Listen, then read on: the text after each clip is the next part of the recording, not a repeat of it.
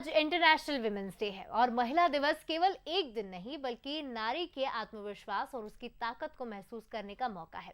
अलग अलग क्षेत्रों में ऐसी ही प्रतिभावान महिलाओं के इस खास मौके पर आज हमने इन महिलाओं से बातचीत की है, आपको सुनवाते हैं।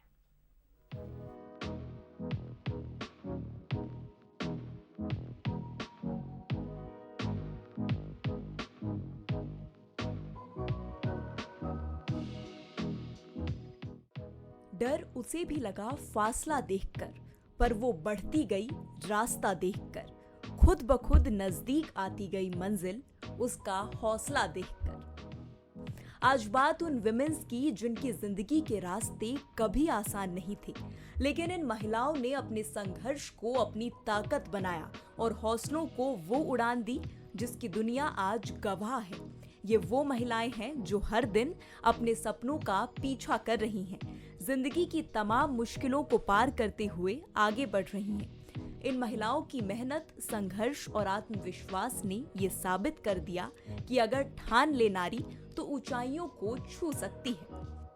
इंटरनेशनल विमेंस डे जो सिर्फ एक दिन नहीं बल्कि उन महिलाओं की कहानी को सामने लाने का मौका है जिन्होंने अपनी मेहनत, संघर्ष से एक बदलाव की मिसाल पेश की है। ये है योगिता रघुवंशी, जो भारत की पहली महिला ट्रक ड्राइवर के रूप में जानी जाती है। एक क्वालिफाइड वकील जो 20 से 22 साल से खतरनाक रास्तों पर अकेले ही 30 टन का 14 पहियों का कार्गो ट्रक चला रही हैं। योगिता ने एक हादसे में अपने पति को खो दिया, जिसके बाद उन्होंने परिवार चलाने के लिए ड्राइविंग सीखी और ट्रक ड्राइवर बनी। योगिता किसी मिसाल से कम नहीं है। इतने आसानी से तो कोई चीज़ नहीं होती है, काफ़ी सारी चीज़ें होती है आसपास। जो हम जिस फैमिली से बाहर आते हैं तो वो फैमिली के लोग तो सबसे पहले सही है गलत है इसका फैसला वो स्वयं ही करते, जबकि वो तो फैसला मैंने करना चाहिए कि सही है कि गलत है। पर ये सारी चीज़ें फेस हर महिला को करनी पड़ती है। मैं उन सभी महिलाओं को ये कहना चाहूँगी कि वो पहले ये फोकस करें कि वो क्या चीज़ इम्पॉर्टेंट है। यदि उनको पैसे कमाना ज़रूरी है तो वो और दूसरी चीज़ों को सेकेंडरी ले ले, बस यही कहना चाहूँगी। प्राइमरी जो चीज़ है उस पर फोकस करें, बाकी लोग क्या बोल रहे हैं इस तरफ ध्यान बिल्कुल नहीं देना। मैंने यही किया। मैंने तो इस तरफ नहीं देखा, बहुत सारे लोगों ने बहुत कुछ कहा, समाज ने भी कहा, जहाँ रहती हूँ वहाँ भी कहा गया, जिस फील्ड में मैंने पैर रखा वहाँ भी कहा गया, लेकिन मैंने इस तरफ ध्यान नहीं दिया। मैंने सिर्फ फोकस किया कि मुझे क्या करना है, तो छवि मेरी अपने आप वैसी बनती चली गई। अब बात एक ऐसी खिलाड़ी की जिसने अपनी मेहनत, कठिन परिश्रम और डेडिकेशन से देश का नाम रोशन किया। ये है गौरांशी शर्मा, जिन्होंने ब्राजील में डेफ ओलंपिक 2022 में गोल्ड मेडल जीतकर न सिर्फ अपने सपनों को सच किया बल्कि भारत का सिर भी गर्व से ऊंचा किया। गौरांशी के लिए रास्ता आसान नहीं था। मुख बधिर होने के बावजूद उन्होंने अपनी क्षमता पर विश्वास नहीं खोया। सबसे पहले इनको ऐसा कोई इंटरेस्ट नहीं था, कोई मोटिव नहीं था बैडमिंटन का, बट साथ मेरी पूरी फुल फैमिली डेफ है। मेरे दोनों पेरेंट्स और मैं खुद डेफ हूँ, तो ऐसा एक इंटरेस्ट आने लगा मेरे पेरेंट्स की तरफ से, एक मोटिवेशन था बैडमिंटन खेलने का। छिंदवाड़ा की रहने वाली छोटी सी प्रीति उइके, जिसने 12 साल की उम्र में ही लड़कियों के हक में बात करने की शुरुआत की।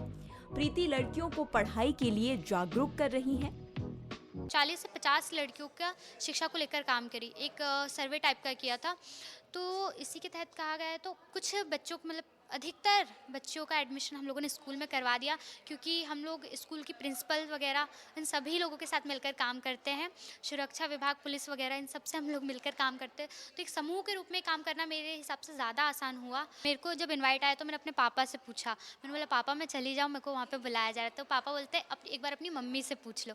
तो मैंने मम्मी से पूछा। मम्मी ऑलवेज हमेशा कभी भी मना नहीं करती, लेकिन पापा को पता है वो मना नहीं करते, लेकिन थोड़े स्ट्रिक्ट टाइप के हैं। बट मैं अपने पापा से थैंक यू बोलूँगी, उन्हीं की वजह से मैं इस फील्ड में आई हूँ। गीत जिंदगी के हम गाएंगे, सुनाएंगे, हम दीवाने जीत कर दिखाएंगे। यकीन है कि राह तो खुद हमें बुलाएगी, मंजिलों के भी पते राह ही बताएंगे। गीत जिंदगी के हम गाएंगे, सुनाएंगे। आज हम इन्हें सलाम करते हैं क्योंकि यही महिलाएं हमें सिखाती हैं कि कोई भी सपना छोटा नहीं होता और कोई भी मुश्किल बड़ी नहीं होती। आज की ये कहानी प्रेरणा है कल की कहानी आपकी हो सकती है। इसी के साथ वीडियो जर्नलिस्ट आशीष खरे के साथ मैं पलक रघुवंशी, बंसल न्यूज़ भोपाल।